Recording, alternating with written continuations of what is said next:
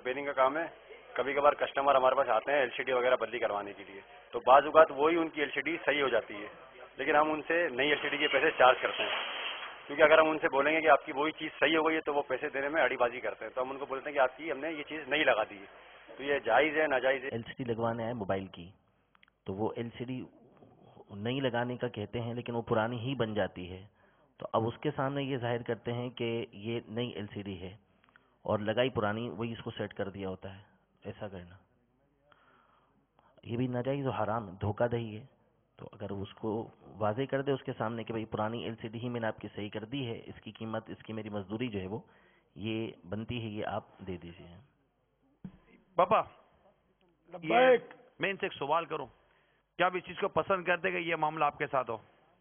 جواب نہ نہیں ملے گا ظاہر. اب یہ جو ڈیل کر رہے ہیں نا, یہ اس بات کو بخوبی جانتے ہیں. مثال کے طور پر آپ کا یہ معاملہ آپ کے وہ ملازم کو پتہ ہے, اب آپ کی یہی خواہش ہوگی کہ ملازم یار یہ کسٹمر کے پاس کھوٹ نہ جائے, تو یہ ڈاؤٹ خود آپ کو یہ بتاتا نہیں ہے کہ یار آپ کچھ غلط کر رہے ہو. اتنی سی مطلب کے بعد موٹی موٹی چیزیں ہوتی ہیں کہ یہ واقعی بالکل دھوکہ ہوتا ہے, فریب ہوتا ہے, بد دیانتی ہوتی ہے, بے وقوف بنانا ہوتا ہے.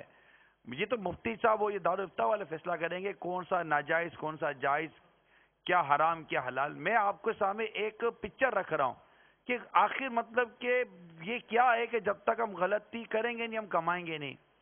اور خود یہ موبائل کا جو میری نالج ہے, اتنا یہ کام موبائل کا عام ہو چکا ہے, اتنا یہ مطلب کہ مارکیٹ کے اندر اس کی ایسیسریز وغیرہ عام ہو چکی ہیں کہ اس کے نفع مر گئے. اب آپ لوگوں کے بہت کم نفع رہ گیا موبائل کے کاروبار کے اندر, اسپیشلی یہ ریٹیل وغیرہ کے جو آپ کام کرتے ہیں بہت کم نفع رہ گیا ہے. ہول سیلر کے پاس بھی کم نفع رہ گیا ہے. اوپر سے اوپر کوئی نہ کوئی چیز آئی جاتی ہے, وہ مارکیٹ بٹھا دیتی ہے اور آپ کا انویسٹمنٹ ڈم ہو جاتا ہے. تو اب کیا صرف اور صرف کیا کسٹمر کو دھوکہ دے کر LCD کے نام پر, ریپیئرنگ کے نام پر, ڈبہ چینج کرنے کے نام پر, ایسیسریز چینج کر لینے کے نام پر, تو کی پیڈ چینج کر لینے کے نام پر, تو اور ایسا 100 قسم کی برانڈ وغیرہ چینج کر لینے کے نام پر, کیا یہی ایک کام رہ گیا آپ کے لیے کمانے کا کہ یار یہ کریں گے نہیں تو دکان کا خرچہ نہیں نکلے گا, دکان کا کرایہ نہیں نکلے گا, گھر کا خرچہ نہیں نکلے گا. یہ سب چیزیں کیا ہمیں سمجھ نہیں پڑتی کہ یار ہم لوگ غلط کر رہے ہیں یا صحیح کر رہے ہیں؟ بہت سارے فیصلے آپ کے اپنے ہاتھ میں, یس اور نو بالکل آپ کہہ سکتے ہیں, نارملی آپ کہہ سکتے ہیں کہ یار یہ غلط ہے.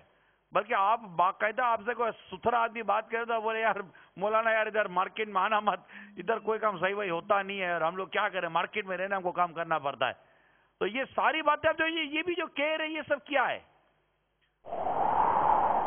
موبائل چوری کرنے والوں, گن پوائنٹ پر موبائل چھیننے والوں, تم بھی یاد رکھو. چوری کے موبائل خرید کر بیچنے والوں, تم بھی یاد رکھو کہ جہنم میں آگ کے پہاڑ ہیں, ان میں جہنمی کو چڑھایا جائے گا, مجبور کیا جائے گا, وہ چڑھے گا 70 سال تک وہ چڑھتا رہے گا, جب جا کر اس کی چوٹی پر پہنچے گا آگ کے پہاڑ پر. پھر وہاں سے اس کو اتارا جائے گا. اب وہ لڑکتا گرتا پڑتا 70 سال تک وہ نیچے پہنچے گا تہ میں, پھر چڑھایا جائے گا. خدا جانے کب تک یہ عذاب ہوتا رہے گا. تو جو بھی گناہ کرتا ہے, نماز نہیں پڑھتا, جان بوجھ کر جماعت ترک کرتا ہے, بد دیانتی کرتا ہے, جھوٹ بولتا ہے, گالی نکالتا ہے, غیبت کرتا ہے, ماں باپ کو ستاتا ہے, لوگوں پر ظلم کرتا ہے, دہشت گردیاں کرتا ہے, لوگوں کو دھمکیاں دے کر بھتہ وصول کرتا ہے, سب کے سب سنیں, خدا کی قسم جہنم کا عذاب اتنا سخت ہے کہ 1 سیکنڈ کے کروڑویں حصے کے لیے بھی کوئی برداشت نہیں کر سکے گا. جلا دے نہ مجھ کو کہیں نارے دوزخ مولا, جلا دے نہ مجھ کو کہیں نارے دوزخ, جلا دے نہ مجھ کو کہیں نارے دوزخ, کرم بہر شاہ یا الہی, کرم یا الہی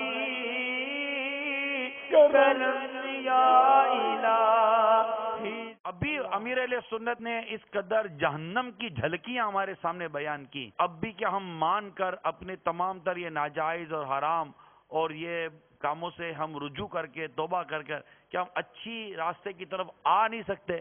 آپ بولو گے میں مارکیٹ میں رہ نہیں سکتا، میری دکان کے کرایہ نکل نہیں سکتا، تو ابھی آپ خود فیصلہ کریں کہ پھر ایسا کام کرنے کا فائدہ کیا جو کام سوائے جھوٹ کے، یعنی سوائے جھوٹ کے بھی نہیں کرتے، جس میں جھوٹ کی اتنی ملاوٹ ہو، اتنی بےمانی ہو، اتنی بددیانتی ہو، اتنا دھوکہ ہو، کیا ضرورت ہے پھر اس کاموں میں پڑنے کی؟ اللہ تعالیٰ کو اچھا اور ستھرا روزگار عطا فرمائے. اگر کرنا ہے تو بہت ستھرے طریقے سے، پاک صاف طریقے سے، سچ کے ساتھ کام کریں. اللہ تعالیٰ آپ کے رزق حلال میں برکت عطا فرمائے. بہت اچھی مثال ہے، دین کو پتہ ہوتا ہے. اور ویسے حدیث شریف بھی ہے کہ گناہ وہ ہے جو تیرے دل میں کھٹکے، ان کو پتہ ہوتا ہے کھٹکتے ہوتے ہیں، بہت سارے گناہ کھٹکتے ہوتے ہیں، پتہ ہی ہوتا ہے. تو پھر بھی یہ کہ ہمارے حصے میں بھی تو ثواب آنا ہے نا. قرآن کریم میں نا وذکر فإن الذکرى تنفع المؤمنین، اور سمجھاؤ کہ سمجھانا مسلمانوں کو فائدہ دیتا ہے. بے نمازی ہوتا ہے اس کو پتہ ہوتا ہے میں غلط کر رہا ہوں، لیکن جب کوئی سمجھاتا ہے تو نمازی بن جاتا ہے. تو اس طرح کے جو کاروبار میں جو گناہ کرتے ہیں ان کو بھی سمجھاتے ہیں تو فرق تو پڑتا ہے. الحمدللہ. صلو علی الحبیب صلی اللہ تعالی علی محمد. مجھے اپنی اور ساری دنیا کے لوگوں کی اصلاح کی کوشش کرنی ہے.